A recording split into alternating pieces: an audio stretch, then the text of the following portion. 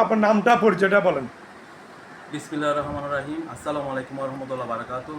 প্রিয় সমাজবাসী ও এলাকাবাসী, আমি মোহাম্মদ ওমর ফারুক, নির্বাচন পরিচালনা কমিটি বান্ডেলাইন সমাজ কল্যাণ সংস্থা 2026-এর আহ্বায়ক হিসেবে দায়িত্ব পালন করছি। এছাড়া আমি বান্ডেলাইন সমাজ কল্যাণ সংস্থার সিনিয়র সহসভাপতি পদে নির্বাচিত হয়েছি। আমরা নবনির্বাচিত কমিটি, আমার কমিটির মধ্যে 9 সদস্য বিশিষ্ট একটা কমিটি গঠন করেছি। এর মধ্যে হচ্ছে সভাপতি, সিনিয়র সহসভাপতি, সহসভাপতি, সাধারণ সম্পাদক, অর্থ সম্পাদক, সহসাধারণ সাংগঠনিক সম্পাদক, এছাড়া কার্যকরী সদস্য রয়েছে 3 জন। আমাদের এই প্রচেষ্টা 31শে জুলাই আমরা সুন্দর, অবাধ, সুষ্ঠু, নিরপেক্ষভাবে ভোট দান প্রক্রিয়া সম্পন্ন করেছি এবং এই ভোট প্রক্রিয়ার মাধ্যমে আমরা বিজয়ী নির্বাচিত প্রার্থীরা পেয়েছি।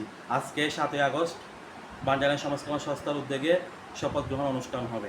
এই শপথ গ্রহণ অনুষ্ঠানের মধ্যে এলাকাবাসী গণ্যমান্য ব্যক্তিদের আমি আমন্ত্রণ জানিয়েছি, যাতে তারা উপস্থিত থেকে আমাদের শপথ অনুষ্ঠানটা সম্পূর্ণ করা। এছাড়া নবনির্বাচিত কমিটি যারা আছে তারা প্রত্যেকে খুব যোগ্য ও সৎ বলে আমি মনে করি। তারা সমাজের জন্য এবং সমাজবাসীর জন্য যথাযথভাবে সব দায়িত্ব পালন করবে, এটা আশা রাখি। আমার নবনির্বাচিত কমিটির মধ্যে যে সদস্যরা নির্বাচিত হয়েছেন প্রত্যেকে আপ্রাণ চেষ্টা করবে সমাজের উন্নয়নমূলক কাজে অংশগ্রহণ করার জন্য। এছাড়া রয়েছে আমাদের বিভিন্ন প্রজেক্টের কাজ, বিভিন্ন উদ্যোগের মধ্যে আমরা সেগুলো সম্পূর্ণ করব। আমরা সবাই এখানে একত্রে বসবাস করি, আমরা ভ্রাতৃত্ববোধ বজায় রাখতে চাই। এই বান্ডেলাইন সমাজ কল্যাণ সংস্থার মধ্যে আমি আমার সমাজবাসীকে এইটাও উদ্বুদ্ধ করব যে অর্থাৎ সবাই মিলে আমরা এই সমাজকে সুন্দর, সুস্থ, বৈষম্যমুক্ত, অন্যায়মুক্ত ও দুর্নীতিমুক্ত একটি সমাজ উপহার দেওয়ার জন্য। এই সমাজটা আমরা ত্রিবার্ষিক নির্বাচনের মাধ্যমে গঠিত করতে যাচ্ছি, অর্থাৎ কমিটির মেয়াদ হচ্ছে 3 বছর।